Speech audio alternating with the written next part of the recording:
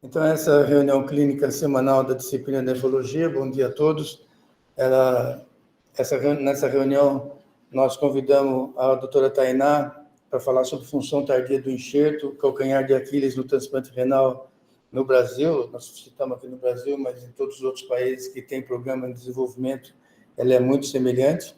A Tainá é professora adjunta de nefrologia na Universidade Federal do Ceará. Ela coordena o departamento de transplante renal na Associação Brasileira de Transplantes de Órgãos, e ela é vice-presidente da Sociedade Brasileira de Nefrologia no Nordeste. A Tainá foi graduada na Universidade Federal do Piauí e fez mestrado e doutorado aqui na Unifesp. A Tainá, não só isso, é pouco falar da Tainá, só formalizando o que ela fez do ponto de vista de desenvolvimento da carreira, mas a Tainá, como pessoa, uma pessoa excepcional, contribuiu muito para que o Hospital do Rim tivesse esse número de transplantes. E ela era extremamente dedicada, ela seguiu o modelo da Paula, depois ela transferiu o modelo de atuação dela para a Laila, para a Marina, que hoje desenvolve um programa muito semelhante aqui no hospital. Dedicação exclusiva, não só nas 12 horas que passa no hospital, mas nas 24 horas seguintes, nas 12 horas seguintes, incluindo as 24 horas do final de semana.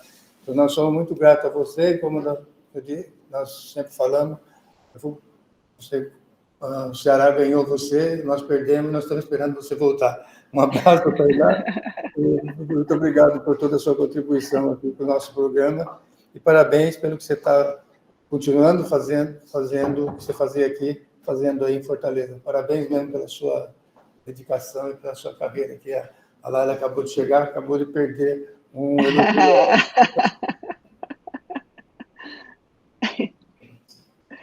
Bom, professor, eu que agradeço, é um prazer enorme assim, estar aqui. Vocês sabem, esse espaço é minha casa, assim, minha segunda casa, foi aí que eu passei 15 anos da minha vida. Deixa eu só compartilhar aqui minha tela. Foi aí que eu passei assim, 15 anos da minha vida na residência de clínica, na residência de nefro, no mestrado, do doutorado. E, na verdade, eu nunca larguei vocês mais, né? Estou fazendo pós-doc e fico o tempo inteiro falando, acho que eu falo com o Lúcio todo dia, com o doutor Hélio, com o doutor Medina também, assim, uma vez por semana, então estou sempre em contato com vocês, e até eu coloquei o nome desse título dessa aula aqui, que eu estava com saudade do Luiz Moura.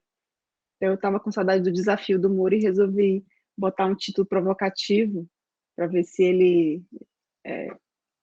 para ver se eu instigo o Luiz Moura. Minha apresentação está na tela principal? Está sim. Tá? Bom, então,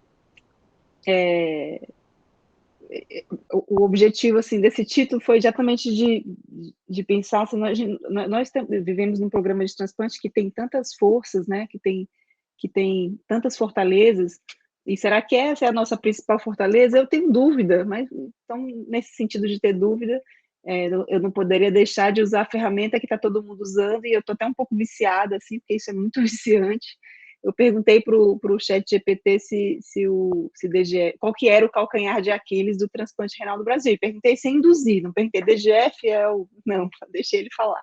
A primeira coisa que me gerou muita surpresa é que o chat GPT já entende figura de linguagem, né? Então, você fala calcanhar de Aquiles, eu imaginei que ele ia falar do tendão calcâneo, ele não ia compreender a pergunta, mas ele rapidamente compreendeu a alusão à obra literária do Homero, a Ilíada, e ele já respondeu no sentido de barreiras, assim, né?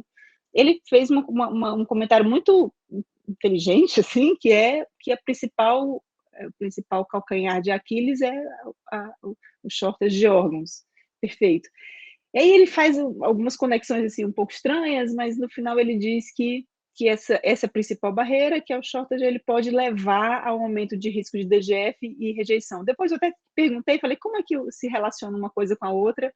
E ele explicou que, uma vez que a demanda de órgãos a oferta de órgão é pequena, você começa a expandir a qualidade do doador, e isso implica em DGF, e DGF implica em rejeição. achei ok, pedi para ele me dar referências nesse sentido, ele me deu umas referências meio estranhas, algumas não existiam, mas eu acho que ele está no caminho certo. Uma outra coisa interessante que ele emenda em seguida é que outras barreiras são acesso e financiamento, que também, de alguma forma, tem alguma coisa a ver com o que a gente vai falar aqui hoje. Mas eu não tão satisfeita de saber se, de fato, DGF era o calcanhar de Aquiles, eu resolvi seguir a linha do Luiz Moura e ir lá em loco para saber se, de fato, é o calcanhar de Aquiles mesmo. Então, aqui onde está destacado aqui é Troia. Troia hoje, né, a cidade histórica de Troia, ela fica localizada aí na costa oeste do que é a Turquia hoje, né, nessa cidade aí chamada Çanakkale, e as ruínas de Troia ficam aí. Eu resolvi ir lá checar pessoalmente para ver se era o calcanhar de Aquiles mesmo, era o DGF. E só para contextualizar, quem não conhece assim bem a história, essa guerra aconteceu aqui entre a Grécia e Troia. Então, os gregos aqui invadiram Troia. Tudo isso aconteceu por causa de uma mulher, na verdade. Isso, o príncipe de Troia, Pérez, ele roubou Helena do rei de Esparta. Menelau levou para Troia. O rei ficou muito bravo e aquele problema que era um problema doméstico, conjugal, terminou virando uma guerra entre as nações. Essa é uma história interessante, não se sabe muito bem se ela é verdade ou não, mas eu tive lá e tem as muralhas lá, tem as ruínas de Troia, e essas muralhas, elas são muito importantes porque eram essas muralhas de Troia que faziam com que Troia fosse muito difícil de vencer. Eram muralhas imensas, enormes, feitas com várias camadas assim de parede, e apesar de todo o poderio assim da Grécia, bélico assim da Grécia na época, era difícil de vencer Troia em função dessas muralhas. Então os gregos tiveram que lançar mão desse guerreiro, esse guerreiro bonito, corajoso, forte, que era Aquiles. Aquiles ele era um semideus, assim, ele era filho de uma deusa com um homem, com um mortal, e ele tinha um problema que quando ele era criança, ele tinha sido o deus tinha dito que ele ia morrer, e a mãe dele, no sentido de protegê-lo, foi nesse rio, que é o rio Estige, e mergulhou Aquiles lá, para que ele se tornasse invencível e invulnerável. Só que ela fez isso assim pelo pé, e o calcânio ali terminou ficando de fora, e foi ali que esse é o ponto de vulnerabilidade dele, e aí foi nesse local que ele recebeu essa flechada, essa flecha envenenada aí do Pérez, e terminou morrendo. Então, só para contextualizar, o calcanhar de Aquiles, no final das contas, ele significa uma vulnerabilidade de algo que é grande, que é forte, que é poderoso, né? E, de fato, acho que DGF ele tem bastante sentido, assim, porque a gente tem um programa de transplante que é muito forte, que tem, né, fortalezas enormes, tem um volume muito grande, né, apesar de quando isso é ajustado assim, para a nossa população, há muito que se melhorar, mas a gente tem um programa bastante robusto, mas esse é um problema, e como a gente estava falando aqui antes dela começar, me parece que esse é um problema nosso, assim, essa DGF que a gente está se referindo não parece ser um problema de outras regiões. Então, a literatura mostra incidências de DGF muito variáveis no mundo inteiro. Então, a China, por exemplo, que é um programa que está crescendo muito em volume de transplante, é descrito 20% de incidência de DGF. Na Austrália, que também, porque a gente pensar, tem uma questão de território, né? Nosso território é muito grande, então o paciente demora para deslocar, as isquemias frias são... Não parece que é só isso. A Austrália também é enorme, tem um tempo de isquemia fria menor e tem uma incidência de DGF menor também, em torno de 20% a 25%. Os Estados Unidos, mesmo após a mudança do sistema de alocação, né, o CAS, em que eles começaram a fazer um número maior de transplante com pacientes sensibilizados e com tempo de isquemia fria maior, a incidência de DGF deles não aumentou assim, de 30%, subiu ali de 20 e poucos para 30%. E a Europa, é muito variável a Europa, porque depende muito da política de aceitação de doador de coração parado, depende muito, claro, do território ali do país. depende muito, aí os europeus se caracterizam muito por fazer um volume muito maior de transplante com doador falecido, de critério expandido, mas mesmo assim é raro você ver um centro europeu que reporta uma incidência de DGF maior que 30%. E aqui é a nossa incidência de DGF no Brasil, a gente tem uma incidência média de 54%, isso tem se repetido assim nos mais diversos estudos, cortes multicêntricas brasileiras, então é mais ou menos em torno disso mesmo, 50% a 60%, mas é uma variabilidade enorme entre os centros. Então, você olha esses barrinhas em laranja são os centros da região sudeste, em cinza e sul, e essa mais marrom é o nordeste. E você vê que a gente tem incidências de DGF que variam entre 30% até quase 90%. Mas se você olhar mesmo esse centro aí do sudeste que tem 30%, a gente pode imaginar que esse centro assim, seria a Bélgica do Brasil. Lá na Bélgica, eles têm uma incidência de 15%. Então, mesmo esse centro, ele 30% é a incidência de DGF nos Estados Unidos pós-implantação do novo sistema de alocação CAS. Ou seja, a gente, de fato, vive uma situação bastante distinta, né? E o impacto disso no desfecho já tem sido mostrado há bastante tempo. Alguns estudos falharam um pouco em demonstrar isso de forma mais consistente, por exemplo, impacto em sobrevida no mais curto prazo, o impacto em sobrevida do paciente, muito mais porque, como a gente estava conversando antes, DGF, como desfecho binário, ele precisa ser um pouco melhor compreendido. E sempre a tentativa é de sensibilizar, é de colocar a necessidade de diálise na primeira semana. Às vezes o paciente faz uma diálise ali no perioperatório, isso não necessariamente quer dizer que ele não vai sair urinando depois, às vezes é um potássio alto, é um manejo de volume que foi feito ali no intraoperatório. Então, minha impressão é de que a gente tem que tornar mais específicos esse desfecho e não mais sensível na hora de analisar. Mas já há muito tempo já se tem mostrado impacto. Esse é um estudo, inclusive, do Hospital do Rim, que foi publicado por aquele há muitos anos, e já era claro que DGF tinha impacto na sobrevida do enxerto, né?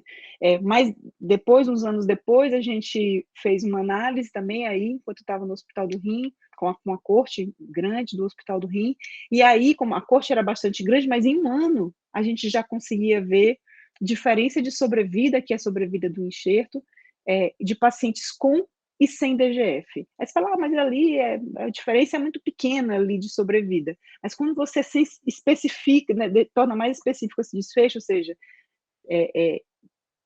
categoriza DGF em tempos, então você vê que as curvas começam a mostrar um pouco mais de diferença, e essa curva que se diferencia mais aqui é a DGF acima de 15 dias, ou seja, o paciente que precisa de diálise por mais do que 15 dias. Então, esse é o paciente que parece que, de fato, tem ele é diferente dos demais, né? Então, né, dentro aí daquela análise do estudo multicêntrico, só vou mostrar, então a gente já mostrou que DGF tem impacto nos desfechos, né, desfecho duro de sobrevida, mesmo em um ano, que é bastante precoce, mas outros desfechos também de impactos. Primeiro tem custo, e aí tem até um estudo de custo aqui recente do grupo do professor Elias. Então a gente sabe que quem trabalha com transplante assim, no dia a dia sabe o quanto que DGF atrapalha a nossa vida, logisticamente, a necessidade de fazer diálise, de ter que fazer biópsia, enfim, tempo de internação. A gente tem dificuldade da alta para paciente em DGF aqui no Brasil, né, pela logística de ter que ficar vindo dialisar e fazer biópsia ambulatorial, então esse paciente fica internado, então sempre complica com outras coisas, enfim. Então, além desses desfechos, a gente sabe que o paciente com DGF tem um risco maior de ter rejeição, e tem mecanismos implicados nisso, normal exposição de antígeno HLA, e isso é um desafio também no manejo, porque a gente não enxerga essa rejeição. Então, o paciente precisa ser biopsiado, fazer biópsia de vigilância durante esse período para detectar esse evento. Função renal inferior, isso até DGFs menores, você consegue ver isso, e mais uma vez a sobrevida. Aqui é a corte já multicêntrica, aquele do estudo que eu mostrei anteriormente, que tem os 18 centros, quase 4 mil pacientes do programa de transplante brasileiro, e ele mostra também mais claramente esse impacto de pacientes com DGF prolongada nos desfechos. Se você vê que é um paciente que ficou em diálise até 4 dias, ele não parece assim que isso tenha algum significado maior. Quando a gente olha essa coorte e analisa os fatores de risco para DGF, eles são muito clássicos, mas eu acho que a gente tem que ter um olhar aqui sobre o que a gente pode fazer e o que a gente não pode fazer com relação ao que a gente vê aqui. Então, quando eu perguntei para o ChatGPT também anteriormente, o que a gente pode fazer para diminuir DGF? E uma das respostas que ele usa é usar doadores de melhor qualidade. Ué, mas não é para isso que a gente está arrumando, na verdade, né? A gente está arrumando para expandir o nosso pool de doadores e para usar doadores cada vez piores, né? Do ponto de vista de qualidade, de qualidade para mais diabéticos, mais hipertensos, mais idosos, enfim. Então, não é muito por aí. O nosso seu receptor tem que ser melhor. Também, cada vez mais a gente vai fazer mais retransplante, transplantar pacientes mais idosos. Então, são coisas que não são modificáveis e nem são desejáveis de modificação. Então, em pretinho, assim, são aquelas variáveis que eu considero que não são modificáveis. Então, receptor diabético, é isso, a gente vai transplantar cada vez mais paciente diabético, vai transplantar mais pacientes que perderam o primeiro transplante, a gente vai transplantar cada vez mais pacientes sensibilizados, com doadores idosos, e o MET é uma coisa que a gente não tem muito, nosso sistema de alocação já privilegia o MET, então, a gente não tem como mudar muito isso. Então, essas variáveis em vermelho foram as que me pareceram que há uma possibilidade de se fazer alguma intervenção, né? Isso eu chamei de variáveis modificáveis. E existe uma variável que eu deixei em roxinho ali, que é a indução com timoglobulina, que também é potencialmente uma variável modificável, mas eu tenho um pouco de medo, de receio de fazer assim, uma afirmação com relação ao impacto da timoglobulina no DGF, porque isso aqui é uma coorte retrospectiva, em que é possível que essa medida, o uso da timoglobulina, ela pode estar refletindo outra coisa. Então, é uma coisa pós-operatória, que aconteceu após a instalação de DGF, práticas diferentes de uso de indução pós-operatória, indução intraoperatória. Então, aqui eu não vou falar sobre isso, porque acho que isso aqui merece um olhar assim, diferente. Então, olhando essas variáveis em vermelho, basicamente o que a gente tem aqui que seriam variáveis potencialmente modificáveis. Tempo em diálise, manutenção do doador e preservação do órgão. Então, são 3 coisas que me parecem assim, potencialmente modificáveis. Tempo em diálise, é certo que você vai dizer, mas quanto maior for a sua lista, mais pacientes vão estar em diálise, portanto o tempo em lista vai ser maior, como é que eu posso mudar isso? Minha visão é de que pode sim, e aqui, morando aqui em Fortaleza, eu tenho uma certeza muito maior disso do que eu tinha quando estava aí, porque aí, como a lista é muito grande, o número de pacientes em lista, ele não faz pressão adicional sobre o sistema de captação. Em locais menores, faria. Então, enquanto a gente tem 600 pacientes em lista, a pressão sobre o sistema de captação é 1. Se eu tivesse 1.000 pacientes em lista, o sistema e a utilização dos órgãos seria diferente. E manter esse paciente fora da lista tem repercussões. Então, a gente vai transplantar um paciente pior, esse tempo fora em lista, fora de lista, ou seja, esse tempo em diálise, ele tem vários outros significados de comorbidade para o paciente, isso implica num paciente pior, com vaso pior, mais sensibilizado, enfim, a gente sabe que paciente com longo tempo em lista é um paciente totalmente diferente de um paciente que transplantou e teve prepitivo, por exemplo, que começou a dialisar recente. Esse aqui é um dado daqui, só para mostrar uma coisa muito impactante, assim, que eu lembro que no Hospital do Rio tinha uns levantamentos que foram feitos à época de que o paciente demorava 2 anos para fazer um transplante com doador vivo.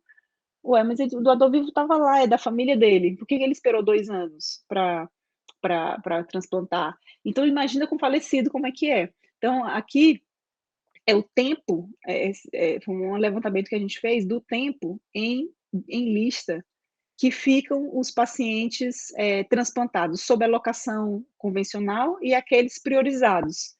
Esse aqui é o tempo entre diálise e a lista, esse verdinho. Então, os pacientes de alocação convencional ficam 31 meses fora da lista, quer dizer, entre a diálise e ser enlistado. E depois que ele é enlistado, nessa coxa aqui, eles demoraram 8 meses para transplantar. Os pacientes priorizados, eles demoraram 55 meses fora da lista, e aí quando eles perderam todos os acessos vasculares, eles foram enlistados e ali em 9 meses eles transplantaram. Você vê que nem é tão diferente o priorizado e o não priorizado, mas provavelmente porque esses priorizados aqui são todos sensibilizados, né? Quase todos sensibilizados. Então, o que mostra isso? Que a gente espera o paciente muito tempo para colocá-lo em lista, né? Não nós esperamos, o sistema favorece que esse paciente fique tanto tempo fora de lista e a gente termina transplantando um paciente muito pior e muito mais suscetível a evoluir com complicações pós-transplante, incluindo DGF.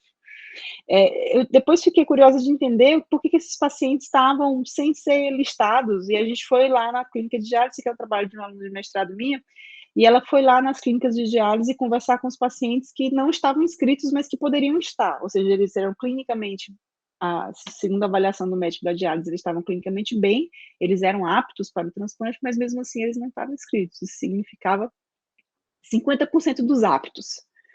E aí a gente foi lá conversar com eles e perguntar por que eles não estavam listados. As respostas foram as mais diversas, mas de uma forma geral ela se baseia em duas coisas. Uma é dificuldade de acessar o centro, ou seja, dificuldade de fazer os exames, dificuldade de marcar consulta, dificuldade de operacionalizar o pré-transplante. E o segundo é desinformação sobre a modalidade. Isso incluindo tanto desinformação, eu não sei nada, nunca ninguém me falou sobre isso, ou até já fui desestimulado por alguém a fazer a modalidade, como não conhecer mesmo. Eu acho que eu vou transplantar e vou perder, eu acho que eu vou transplantar e vou ter uma complicação, porque o que eles veem lá na diálise são os pacientes que tiveram alguma complicação e voltaram. De forma que aqui a falta de acesso ao transplante de uma forma ampla, inclusive a informação sobre o transplante, é uma coisa que é uma coisa potencialmente modificável, e é possível que, intervindo nisso, nós consigamos transplantar pacientes melhores e termos melhores desfechos. O segundo ponto, que eu acho que é o ponto mais importante no nosso meio, e foi essa pergunta que o fisiopatológico, o doutor Hélio falou, eu concordo muito com ele, que eu acho que a gente está falando de uma condição diferente aqui. Nosso paciente com DGF é um paciente diferente dos outros, e minha impressão é de que isso começa lá na manutenção do doador. Essa aqui é uma fotografia do nosso doador aqui do Ceará, e o nosso doador do Ceará é conhecido por ser um doador bom. Então, esse aqui é uma corte, esse é um trabalho também de uma aluna de doutorado minha, aqui é uma corte nossa de pacientes do transplante do Ceará. Olha, 4% de doador de critério expandido, 4%, e um KDPI médio de 32, ou seja, é uma corte de doadores excelentes. E aí, esse aqui é a fotografia deles. Então, 12% desses pacientes tiveram uma parada cardiorrespiratória, a média da CPK é lá em cima, 50% quase eu estava acidótico, ou estava ou tinha acidemia, ou tinha um pH acima do alvo. 62% deles ou estavam hipernatrêmicos ou hiponatrêmicos, 67% hiperglicêmicos, 18% oligúricos ou poliúricos, 13% estavam hipotensos ou hipertensos, 96% estava com droga vasoativa e 20% com drogas vasoativas em doses elevadas, lá segundo o critério da terapia intensiva. Então, é um doador muito mal mantido, é um doador sofrido.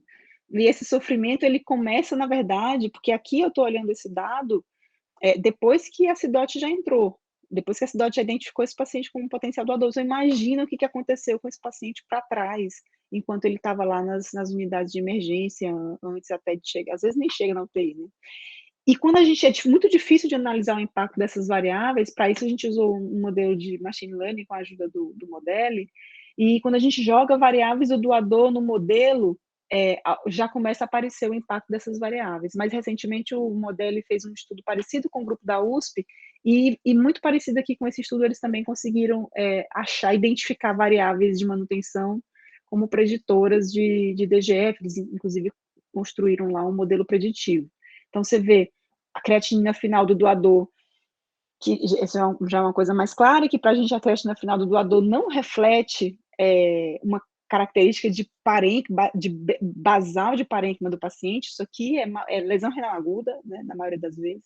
O sódio, a glicose, a quantidade de vasopressores, a diurese do doador, então são variáveis de manutenção. E é muito difícil de você captar essas variáveis de manutenção. A gente fez um trabalho muito hercúleo, assim, de conseguir pegar essas variáveis dos prontuários da central.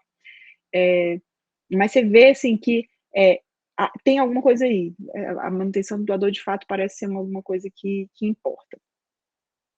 O outro problema nosso, assim, é o tempo de isquemia fria. Aí é claro que a gente mora num país enorme, os nossos pacientes não moram na capital, eles precisam vir, mas há outras coisas que a gente pode fazer nesse sentido e encurtar esse tempo.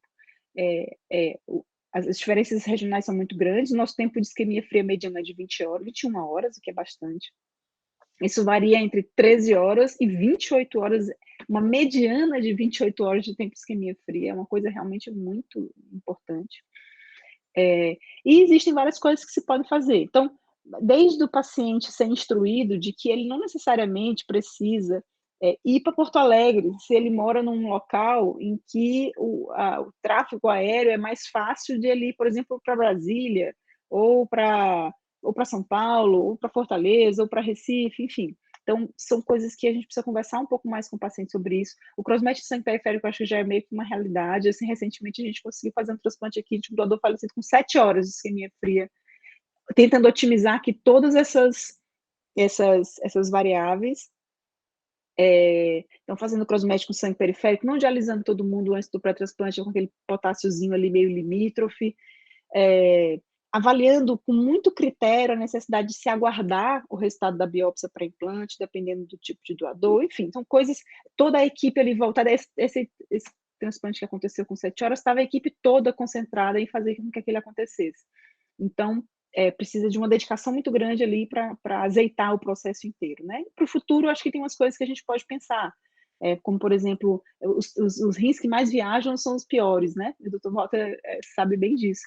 Então, será que esses rins não deveriam ter uma alocação diferente para que eles viajassem menos e sofressem menos isso?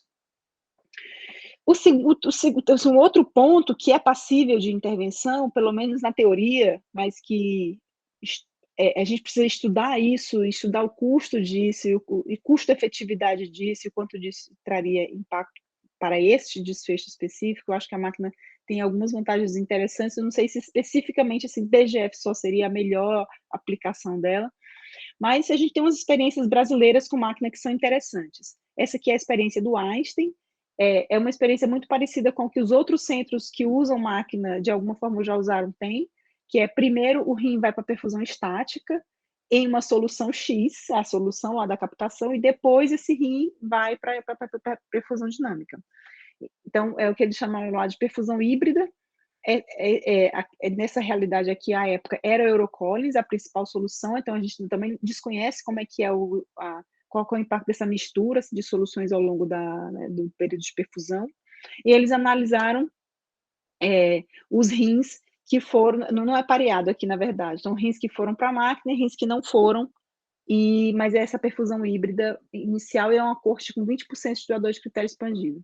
Lá eles conseguiram encontrar redução da incidência de DGF, então a incidência bastante alta inicial, né, de quase 80%, 79% para 61%, e nessa corte deles, eles conseguiram observar a redução do tempo de DGF e como consequência do tempo de internação.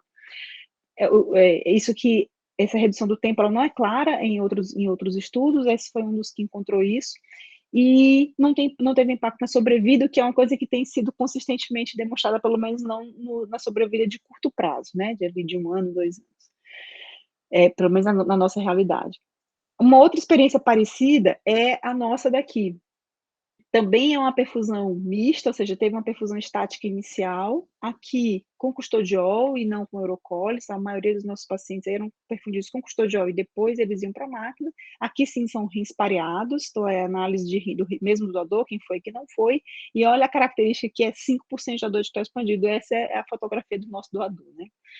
E parte de uma incidência menor de base, 55%, mas a redução de incidência de DGF foi de fato marcada, né, de 55% para 29%. Não encontramos aqui na nossa corte diferença nenhuma com relação à duração, função renal, sobrevida do enxerto, tempo de internação, nada disso. E aqui é a experiência que eu acho mais limpa, assim, mais fácil, mais descontaminada, que é o estudo multicêntrico de São Paulo, que foi conduzido pelo Grupo do Hospital do Rio. Aqui não tem uma perfusão híbrida, aqui os rins saíram perfundidos de cara, com máquina ou sem máquina. A solução de perfusão, portanto, é o da máquina, que é uma UW modificada, ou o outro rim foi perfundido, né, com o W-Belzer. É um rim que parece um pouco mais com a realidade brasileira, ou seja, um percentual maior de doador de critério expandido, e a análise foi feita com rins pareados. E houve uma redução da incidência de DGF de 60% para 45%, mas também, muito parecido com o que aconteceu aqui, sem nenhum outro impacto adicional na duração, na função renal e na sobrevida. Enfim, é uma ferramenta que existe e que tem um custo e que a gente precisa pensar bem, estudar e fazer estudos de impacto econômico para avaliar se compensa incorporar isso no nosso programa, dado que o aspecto financeiro, inclusive, até o ChatGPT já dizia isso, é uma coisa a ser considerada.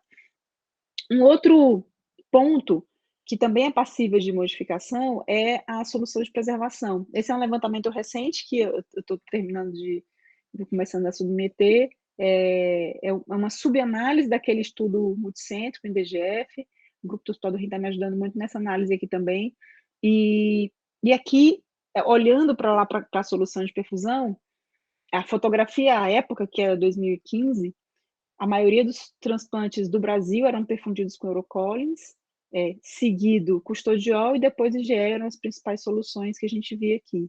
E aí, quando a gente olha o impacto do uso em análise multivariada, pareada para o centro, né, controle do centro, o uso dessas soluções mais modernas, a HTK e IgL, que a gente não colocou Belza porque eram pouquíssimos pacientes, 20 pacientes, eles protegem da ocorrência de DGF e interessante, protege mais até da ocorrência de DGF prolongada quando comparado com a nossa solução de Eurocollins. Então, na verdade, aqui o meu intuito foi tentar passar uma visão geral, olhando os nossos dados, e aí, mais uma vez, eu repito, eu acho que ninguém melhor do que nós, brasileiros, para olharmos os nossos dados de DGF, porque eles são ímpares, eles são muito nossos e dizem alguma coisa diferente do que dizem os dados dos outros centros.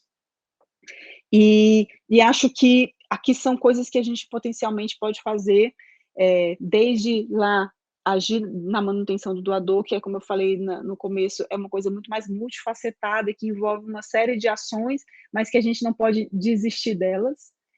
Isso envolve, assim, desde o trabalho lá na graduação, até o trabalho de educação continuada com as equipes multiprofissionais, e até coisas mais sofisticadas e mais caras que eventualmente não sabemos se a gente consegue incorporar. Aqui, só finalizando um pouco sobre o que aconteceu com Aquiles morreu, mas tem uma notícia boa, que apesar de que Aquiles morreu, a guerra foi vencida, porque, e aí é onde eu acho que a gente pode ser o nosso fio da meada, nós usarmos de criatividade, de persistência e de criatividade para vencer isso, né?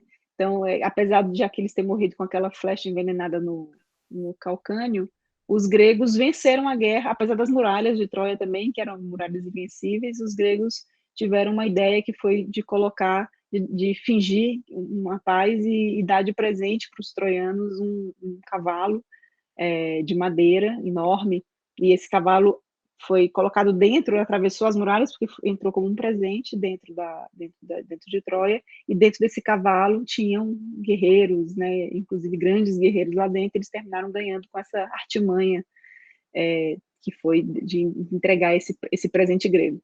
Mas a gente pode utilizar, assim, ideias criativas como essa para minimizar a DGF dos nossos dias. Então, eu queria agradecer mais uma vez essa oportunidade, aproveitar e convidar a todos para o nosso congresso, o primeiro congresso da Universidade de Nefrologia, que vai ser aqui em Fortaleza, no finalzinho de junho, começo de julho, vai ser um prazer recebê-los.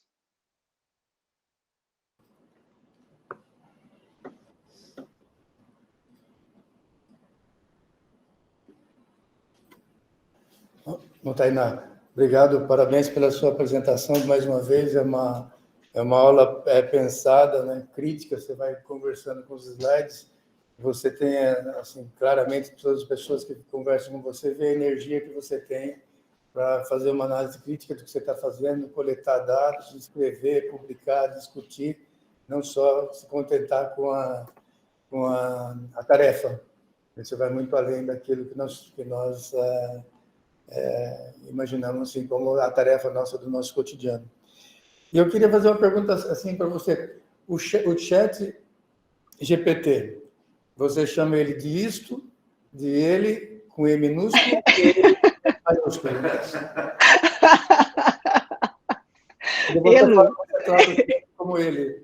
Eu queria saber se é com E minúsculo ou com ele maiúsculo. Que pergunta, viu? Mas olha, é viciante. Recomendo que não comecem, viu? E é curioso que você vai emendando as perguntas e teve uma hora que eu fui assim, mas eu primeiro perguntei assim, DGF, ele não entendeu, Aí eu expliquei, e aí ele entrou no jogo. Quando ele entrou no jogo, eu comecei a fazer várias perguntas. O que você acha que provoca? Mas e se fizer isso? Aí teve uma hora que ele começou a dar umas respostas um pouco estranhas. Eu falei, tá, de onde que você tirou isso? Qual que é a referência que você usou para falar isso? E aí ele colocou uma lista de referências, e como eu conheço as referências do DGF todas de có e salteado, botou uma lá e falou, essa referência não existe, certeza. Copiei, colei, fui lá e de fato não existe. Ele juntou autores com um título, com um DOI, e fez uma colagem lá estranha, e que não significava realidade, assim. É uma brincadeira muito gostosa, mas é bom para quem conhece do tema e consegue fazer correção, assim. É viciante. É um videogame, né? É um videogame. Pode brigar com ele, essa é a diferença. Você pode argumentar, né? Trucar, e falar, não, isso não é assim. O Domingos conseguiu melhorar? Está conseguindo ouvir melhor, Domingos? Eu só estou conseguindo ouvir quando encosto mesmo o meu celular ao telefone. Mesmo assim, deu para perceber toda a apresentação da Tânia, brilhante, como sempre. Eu já disse uma vez numa reunião, em Portugal, nós tínhamos uma incidência muito grande de DGF. E melhorou substancialmente depois de termos feito um congresso conjunto com a Sociedade de Cuidados Intensivos. E, de facto, eu julgo que a manutenção da dor é o aspecto crucial. Nós conseguimos, porque é um país pequeno, ter tempos de isquémia fria quase sempre média inferior a 18 horas, e muitas vezes conseguimos 12 horas e vezes menos, mas o ter uma manutenção da dor boa faz com que a incidência de DGF em Portugal nos últimos anos seja sempre inferior a 20%. E em alguns centros muito menor. Isso é muito, muito importante. E nós, embora seja um país pequeno, temos os pacientes das ilhas, dos Açores e da Madeira, que ficam 2, 3 horas de voo até Lisboa, ou Porto, ou Coimbra, e nós conseguimos mesmo assim transportar esses pacientes muito depressa, porque o poder político entende que é uma prioridade. Ficou célebre uma história, uma vez o primeiro-ministro de Portugal ia para uma cimeira da União Europeia, para Bruxelas, mas era preciso ir colher um rim à Madeira, e o avião dele foi captado pela transplantação, com o acordo de todo o mundo, e ele chegou atrasado à cimeira. Isso foi bom, mas realmente tem sido um sucesso em Portugal, no meio de muita coisa que corre mal, o poder político considerar que o transplante é uma prioridade mesmo. Só uma coisa em cima do... Eu lembro que teve um evento que a gente estava, e o Domingos fez um apontamento muito importante, que a gente não conseguiu avaliar nesse estudo, e é uma variável muito difícil de analisar, que são os cuidados intraoperatórios, anestésicos, e até ali naquele perioperatório na UTI. Isso me parece também que tem algum impacto. Tem alguns estudos que demonstram isso, desde manejo de volume, até o uso dos fármacos que são utilizados para anestesia, o tamanho da vasoplegia que é gerada, a necessidade de droga vasoativa após, em virtude da sedação e dessa vasoplegia.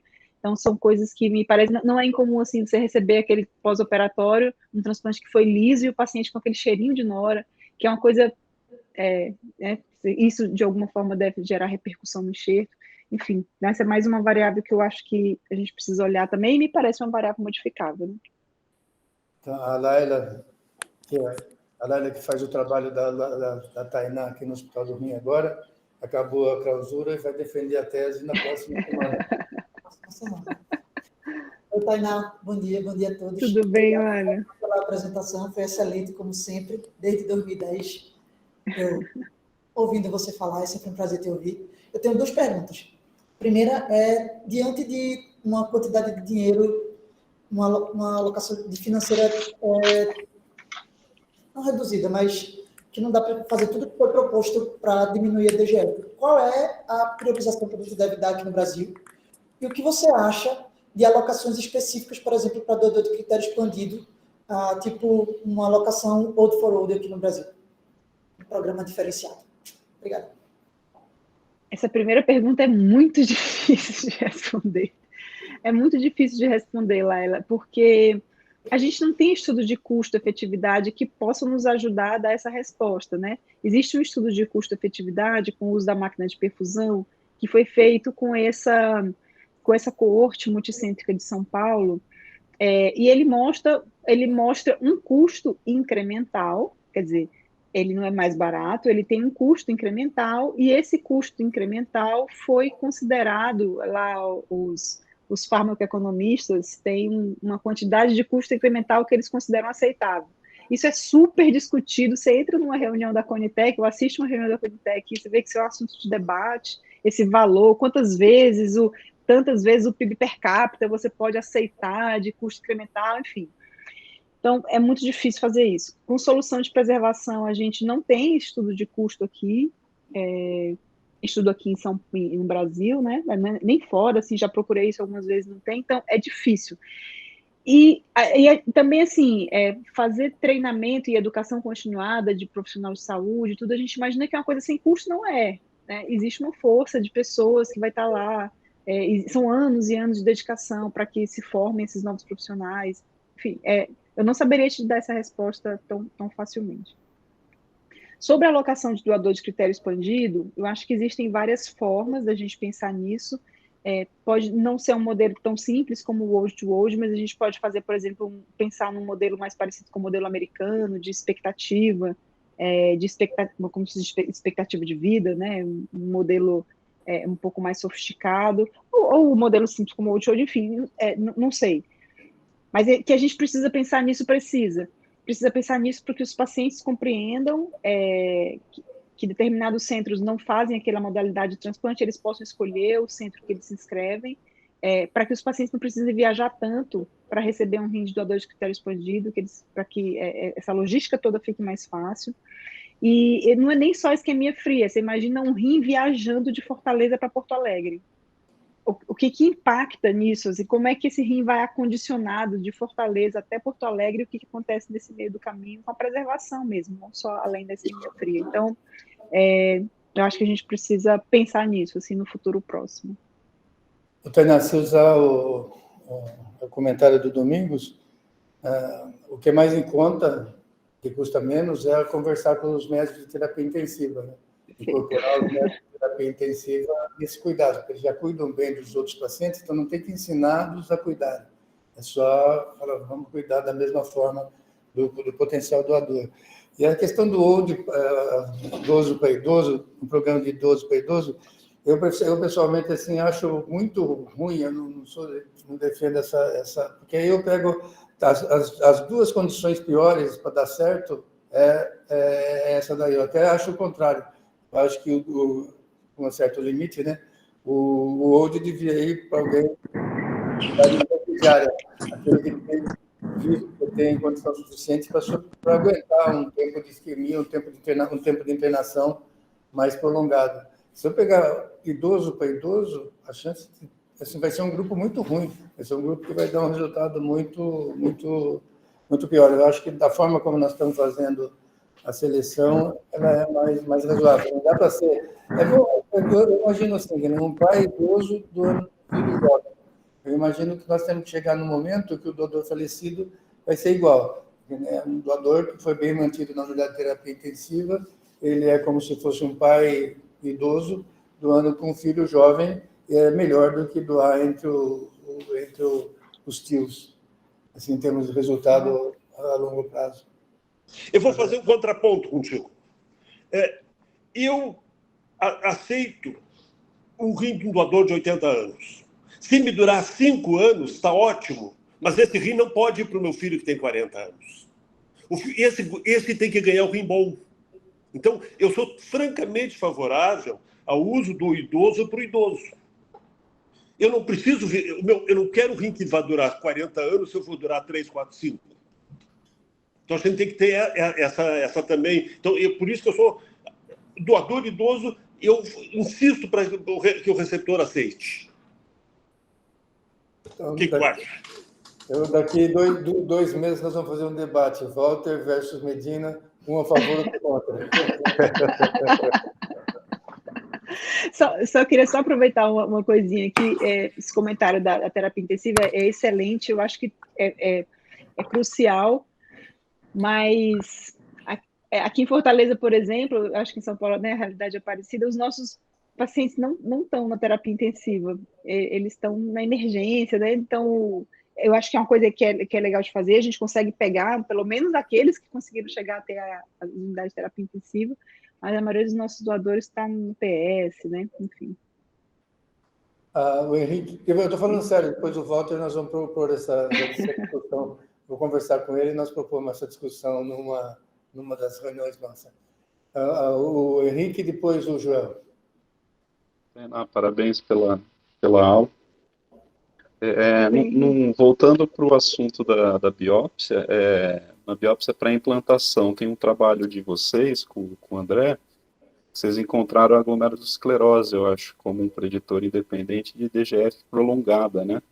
E a linose. Como que interpreta isso com uma coorte de pacientes jovens, né?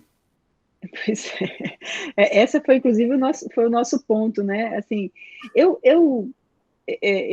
tenho opiniões muito conflitantes sobre biópsia protocolar, essa biópsia pré-implante. Eu acho que ela é informativa, mas a gente não pode ser escravo da informação da biópsia pré-implante para fazer.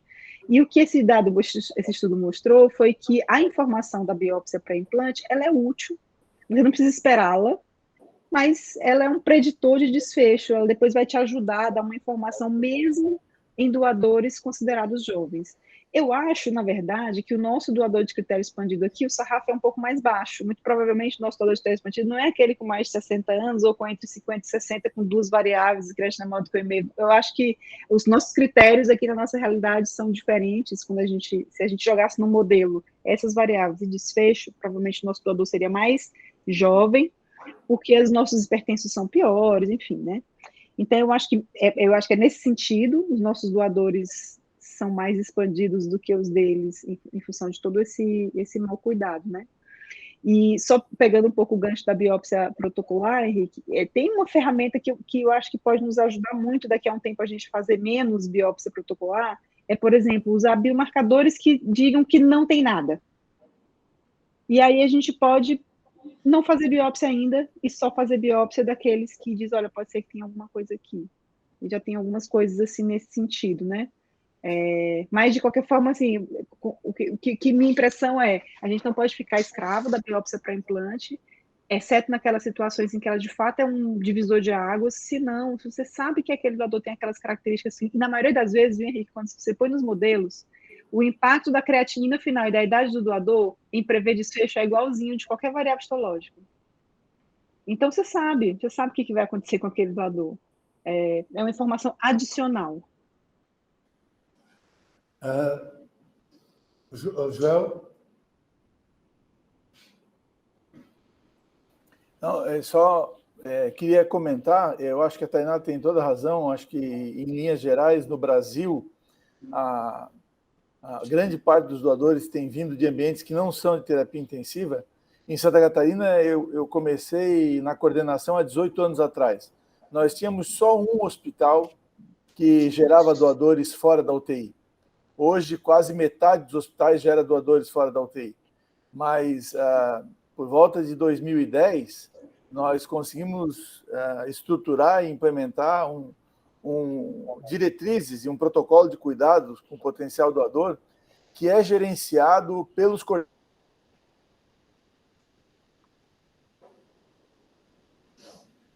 66 hospitais doadores e uns 180 coordenadores de transplante. Desses 180, 30 são médicos intensivistas que coordenam a maior parte dessas equipes. E a gente consegue intervir de modo eficaz. O grande problema é que o endpoint que a gente olhou de 2010 para frente não foi DGF, foi parada cardíaca, quer dizer, PCR durante o processo. Era de quase 30%, 29,4%, e caiu para por volta de 7% e estabilizou. Quer dizer, nós perdemos muito poucos pacientes em parada. Agora, é certo que vários deles evoluem com disfunção renal e, claro, muitos têm DGF. mas só sugerindo que talvez, embora os pacientes não estejam na UTI, eles podem ter algum cuidado dos coordenadores quando estes são intensivistas. Perfeito. O professor Luiz Juliano, depois a Érica, e por último, Luiz Moura. É uma pergunta de curiosidade. Você fez o levantamento pela inteligência artificial na literatura. Esse seu problema, como é que tem algum... Como é que está em animais de experimentação? Existem informações em animal de experimentação disso que você está fazendo? Obrigado. Tem bastante coisa, na verdade, né, que são a indução de lesão de isquemia e perfusão em modelos animais, os mais diversos, né, você faz um clampeamento da artéria renal e desclampeia, e isso simula exatamente o que acontece nessa situação do transplante, né, então, o que a gente está falando é sobre a não função inicial do rim, que é uma manifestação clínica, cuja manifestação histológica é necrose tubular aguda e cujo mecanismo fisiopatológico por trás é a lesão de isquemia e perfusão, que é facilmente induzível no modelo animal, né? O que acontece no modelo animal é que ele é um modelo muito puro. Você só induz aquilo ali, induz uma isquemia por um tempo, depois desclampeia e lesão de reperfusão, que não é o que acontece na vida real, né? Por isso que muitas intervenções foram feitas em modelos experimentais e deram certo, com fármacos que bloqueiam o mecanismo todo de lesão de isquemia e perfusão, e na vida real ele não funciona, porque o mecanismo que acontece lá no doador, né, é bastante multifacetado. A Érica? Bom dia, Tainá, obrigada pela aula, foi excelente. Dentro do que a Laila perguntou e você também ponderou na sua aula, dentro do conjunto de ações que a gente teria para fazer, pensando em melhores desfechos da DGF, o tratamento do doador, né, com o que a gente tem disponível na literatura, então, diurético, insulina, corticoide, tiroxina, não seria uma estratégia, já que o problema é nosso, né, no Brasil, em relação a essas altas taxas, e mesmo porque a população também está envelhecendo, então a gente tentar preservar ao máximo a função desse rim, que vai sofrer um insulto invariavelmente, não seria uma estratégia que a gente deveria ter como ação, uma política, né, para os próximos anos? Érica, é o que eu estava falando agora para o professor Luiz Juliano. Até agora não teve nenhuma dessas intervenções do doador que mostrou benefício no desfecho clínico, né? Minha impressão é de que, apesar de mecanisticamente fazer sentido, clinicamente nada disso assim se transformou em realidade. Talvez a coisa mais próxima disso tenha sido a indução com timoglobulina, mas mesmo a indução com timoglobulina, ela não é no doador, né, no receptor, mas mecanisticamente ali é alguma coisa parecida de inibir a lesão de isquemia e perfusão, e mesmo assim não é claro o benefício disso, né? Tem alguma coisa com pré-condicionamento isquêmico, isso talvez seja uma estratégia super barata de fazer, e a gente poderia tentar, isso é fácil, e de fato tem uns resultados bem interessantes com pré-condicionamento isquêmico. É uma linha de pesquisa que eu acho que a gente deveria pelo menos tentar seguir, assim, fácil de fazer, barato, não teria nenhum outro impacto negativo, mas enfim, medicamentos eu não tenho fé, não tenho fé, apesar de que tem uma pleia de possibilidades, de bloqueios, né, em modelos animais, sempre muito bonito, assim, mas nada. Mais recentemente saiu um estudo com hipotermia, com manutenção hipotérmica, né, da hipotermia do doador. Os resultados são incríveis, saiu no New England, saiu um monte de editorial, mas não foi para frente, provavelmente porque é difícil também, né, de fazer hipotermia do doador. Mas pré-condicionamento, por exemplo, seria uma estratégia que eu acho que seria fácil de fazer. O Luiz tem um comentário, mas antes eu queria fazer uma pergunta para ele. Além do VGF, que é mais fácil de nós entendermos, o que fica mais complicado é entender não função primária do enxerto. Então, é um enxerto que algumas vezes acontece com doador vivo, a maioria deles acontece com doador falecido, o doador vivo é excepcional, e nós fazemos a biópsia, tanto histologia, imunofluorescência, microscopia eletrônica, manda para o Luiz fala, é um rim normal. mas ele não funciona e não funciona nunca. Isso acontece no transplante e aconteceu agora no Covid também. O Covid, eu tenho uma paciente de consultório que eu trouxe biópsia para o Luiz durante várias vezes. Depois do Covid, ela fez insuficiência renal aguda e todas as biópsias que eu fiz, utilizando eletrônica, imunofluorescência, microscopia óptica comum, o Luiz falava, é um rim normal, pode até transplantar. E ela não recuperou a função, agora depois de 2 anos o rim foi diminuindo o tamanho e ganhando a condição de rim crônico. Então aparecia assim, é um veículo com todas as peças normais, tudo funcionando, só falta funcionar. Só falta o combustível. Qual que é esse combustível que está faltando no rim, que tem histologia absolutamente normal, em todas as 3 métodos que você usa, e ele não funciona?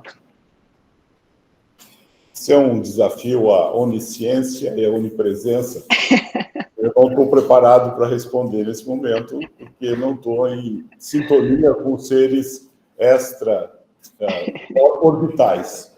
A resposta para essa questão do Medina é muito simples. Eu remonto ao Saldanha, de anos atrás, que dizia que isso chamava-se nefropatia metabólica do pós-transplante. Para mim, basta. Já que hoje é um dia dos desafios, eu vou propor um desafio para você, Tainá. No mesmo dia em que vão duelar Walter Garcia e José Medina, eu desafio você para a biópsia do pré-implante. Essa biópsia Aceito. Pode levar um escudeiro, se você quiser. Eu levo um, você leva o outro. O nosso desafio é o seguinte: o que eu acho é que nós não estamos sabendo ouvir bem esta biópsia do pré-implante. Por falta, às vezes, de conhecimento ou por falta de outros elementos que permitam analisar a arquitetura celular, porque a resposta tem que estar na célula. Do ponto de vista racional, não posso imaginar outra coisa, não vou pensar em elementos etéricos aqui, mas a resposta tem que estar na célula, e a resposta deve começar com uma visão macro dessa célula, e não pular direto para as omics. O exame mais amplo pode nos ajudar a identificar onde vai ser o alvo, ou pelo menos os possíveis alvos morfológicos para serem analisados. E estes alvos têm que ser melhor explorados. Nós estamos de ouvidos moucos a esta análise estrutural, porque nós estamos usando os padrões tradicionais, clássicos, olhando coisas muito macro, mesmo que seja no ambiente micro. Agora, falta explorar mais o compartimento celular das células epiteliais, que é onde, na minha opinião, modesta, pequena, infinitamente pequena, é onde nós vamos identificar talvez o elemento básico no qual nós podemos começar a trabalhar, aí sim, usar os maiores recursos possíveis e imagináveis. Eu trocaria a sua palavra, e aí o desafio está lançado, de escravizar para dependência. E nesse contexto, você pode escolher as armas. Ok? Aceito. Eu tava com saudade disso, professor. Vai ser onde? No Congresso? No Congresso. É marcado.